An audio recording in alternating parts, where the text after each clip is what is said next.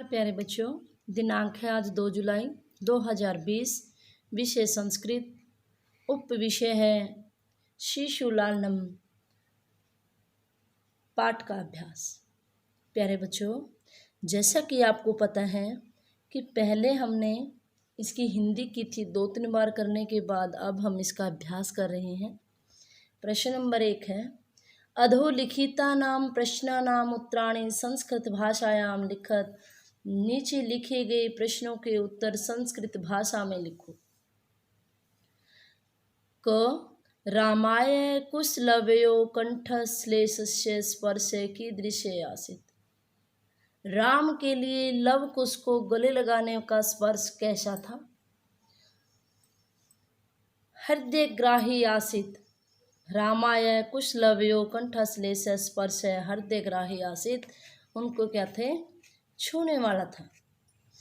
ख रामः लव कुशौ कुत्र उपावेशयितुं कथयति। राम लव और कुश को कहाँ बिठाने के लिए कहता है।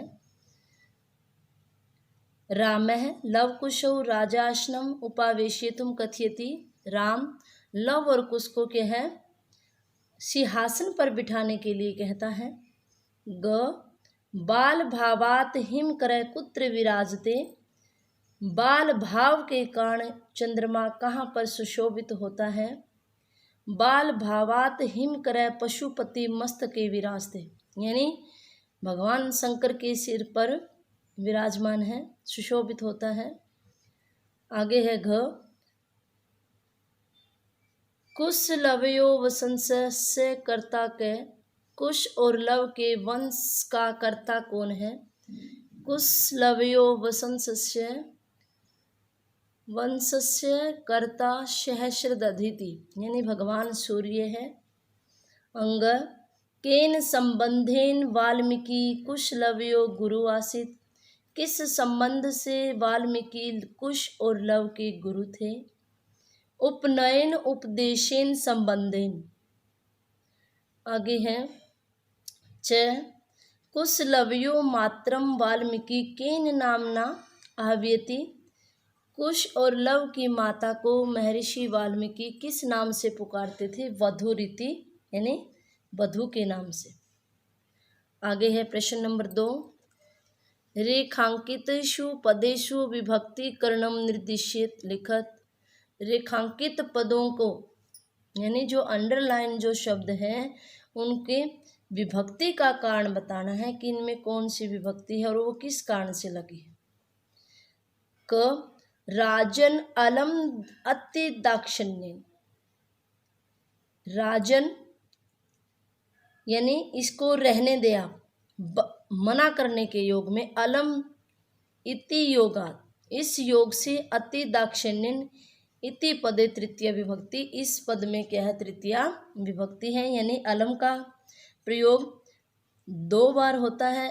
अगर किसी को मना करने का अर्थ है तो तृतीया लगती है, अगर समर्थ का भाव है तो चतुर्थी लगती है। आगे है ख रामः लव कुशौ आसनार्धम उपवेश्यति। उपसर्ग के योग में आसनार्धम में द्वितीय विभक्ति लगी है। अंग धिक् माम धिंग माम एवं भूतम। धिंग के योग में क्या है, धिक के योग में क्या लगी है, माम में द्वितीय विभक्ति लगी है। आगे है घ अंक व्यहितम अध्यस्ताम सिंहासनम। अधि ये उपसर्ग है और इस उपसर्ग के योग में सिंहासनम में द्वितीय विभक्ति लगी है। अलम अति विस्तारेण, अलम के योग में, यानी ज्यादा लंबा विस्तार मत करो, मना करने के योग में कौन सी लगी है, तृतीय विभक्ति लगी है। आगे है प्रश्न नंबर 3, मंजूषात प्राय पदम चित्वा पदानाम समक्षम लिखत। मंजूषात है, ये पेटी दी गई है, इस पेटी के अंदर से पदों को चुन करके प्राय पद को सामने लिखना है। हिमकर है, हिमकर का क्या होता है, किस, शशि और निशाकर है। संप्रति अब होता है इदानीम और अधुना। समुद्रचार है, शिष्टाचार और सदाचार, पशुपति शिव और चंद्रशेखर, तनय सुते और पुत्र है। सहस्रदधिति ये सूर्य का है, सूर्य और भानु। हिमकर चंद्रमा, संप्रति अब, समुद्रचार यानी अच्छा आचरण, पशुपति भगवान शिव के लिए आया है। तनय पुत्र, सहस्रदधिति ये सूर्य के लिए आया यानी हजारों किरणों के स्वामी। आगे है प्रश्न नंबर 4, उदाहरणम अनुसृत्य अधोलिखितेषु पदेषु प्रकृति प्रयुक्त प्रत्ययश्च लिख। उदाहरण का अनुसरण करते हुए नीचे लिखे गए पदों में प्रयुक्त प्रकृति प्रत्यय को लिखो। युक्तम युज प्लस में कत, भाजनम भाजन प्लस में लुट, शालीनता शालीन प्लस में तल, लालनीय लालन प्लस में अनियर, छद्मत्वम छद प्लस में त्वम, स्मृ प्लस में नी प्लस में धा कत, सम्मानीय सम्मानीय प्लस में टा। आगे है क्वेश्चन नंबर 5, विशेषण विशेष्य पदानि योजयत, विशेषण और विशेष्य पदों को जोड़ो। उदारतम्य अति दीर्घ है,